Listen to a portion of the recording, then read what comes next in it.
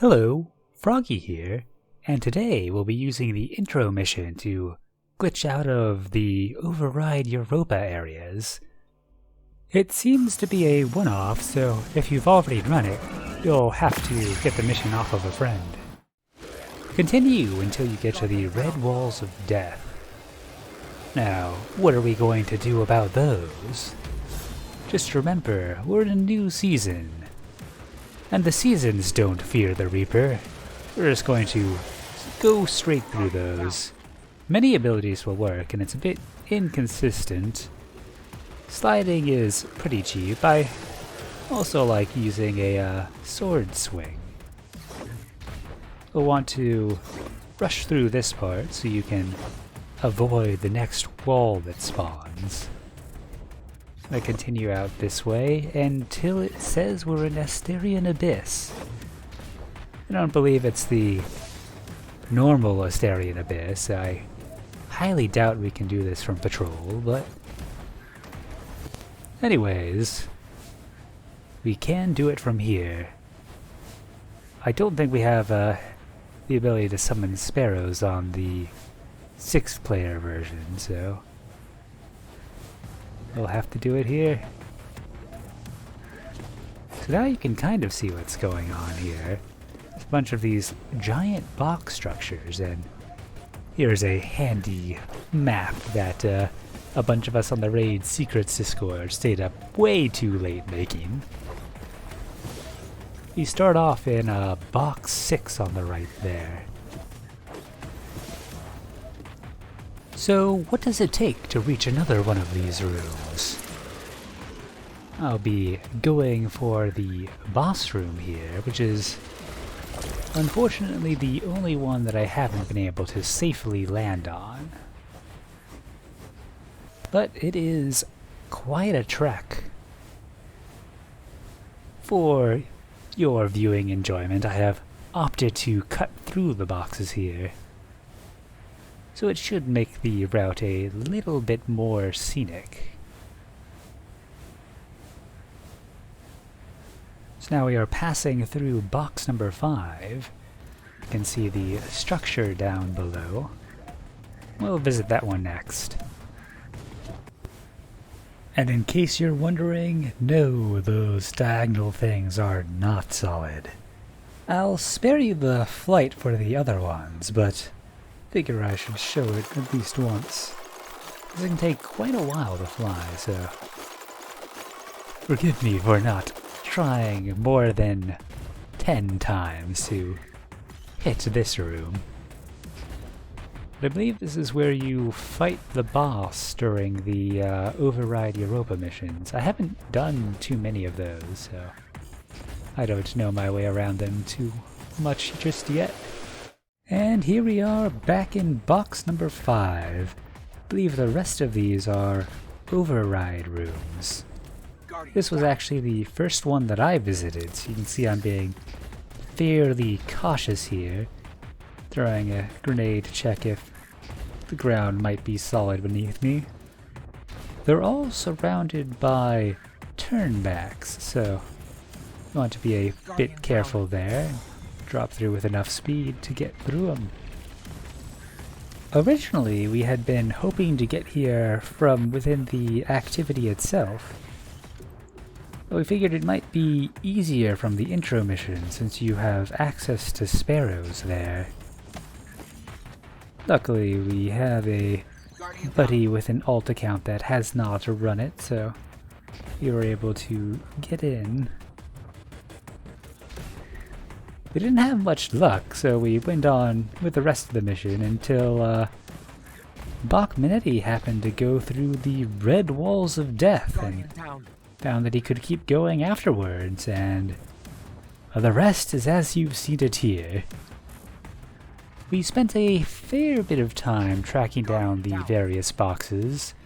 We thought there were 6 for a while until Movable Formula tracked down the 7th. Box number 5 is the smallest and perhaps least interesting of the remaining ones. See if I can give a box some advice on the walls here.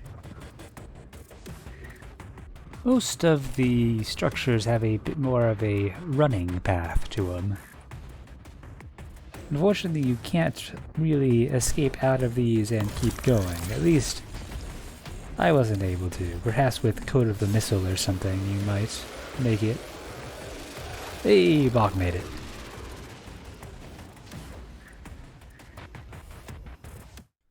Box 3 is probably my favorite of all of these. It's conveniently the easiest to get to as well. You just need to go straight ahead. It's got a lot of these loopy things, and overall it just looks neat. You can probably land on the top of that ring and be outside of the turnback, though you can't really respawn up there if you're in the mission, so you'll probably have to start from the beginning anyways. Working our way to the left, we have box number 2. This is another one of the overrides with one of the slides at the beginning. It's also perhaps the trickiest one to navigate from the intro mission because you don't get the normal assistance you would get. But that's not really gonna slow us down too much. Not with the power of stasis, for sure. I'm just going to go across this little gap here. I'm sure in the activity would give you a platform for that.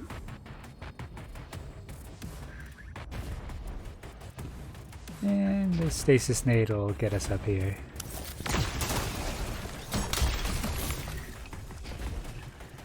I am looking forward to seeing how different the various locations are for their little override stretches.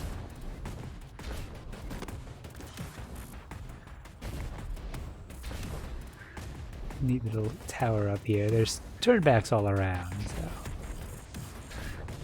you can go up it a little ways, but not too much. Finishing off the top row, we come to number 1.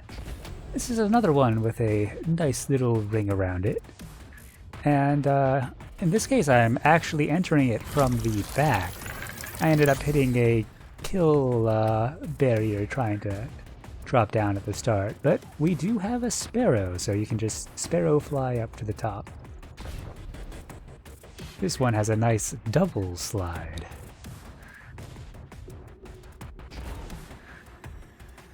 And we can just jump across this gap here.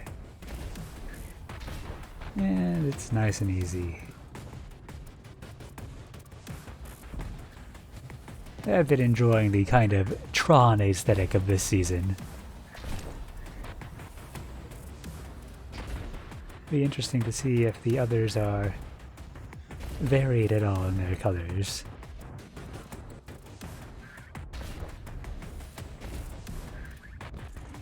Oh, hi Step.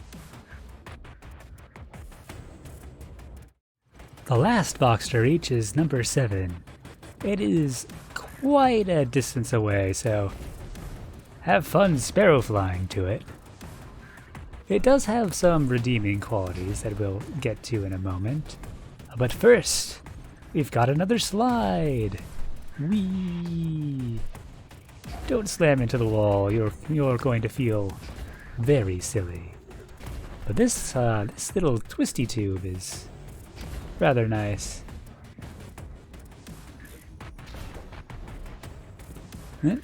Hope that was worth the trip.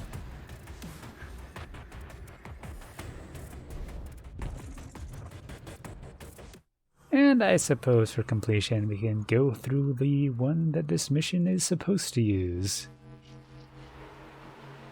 I've already run through all the dialogue, so no story spoilers for you here. It'll be very interesting to see how many of these we can get into from patrol areas.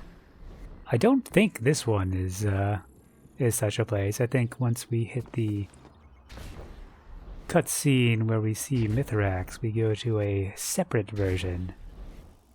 I checked out of the box and didn't see anything there.